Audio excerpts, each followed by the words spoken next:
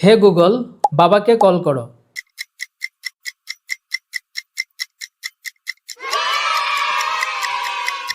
Hey Google, YouTube open করো। Hey Google, WhatsApp open করো।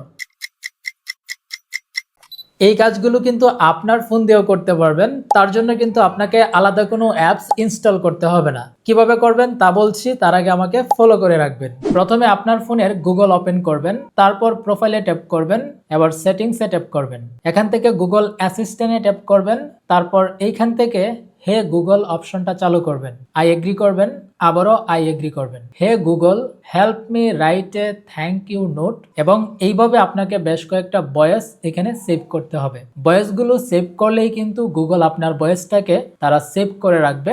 এবং এইখান থেকে সবগুলো দেওয়ার পর নেক্সট অপশনে ট্যাপ করবেন, আপনার কাজ শেষ। এই সেটিংসটা করার পর আপনার মুখের কথায় আপনার ফোনটি কাজ করবে।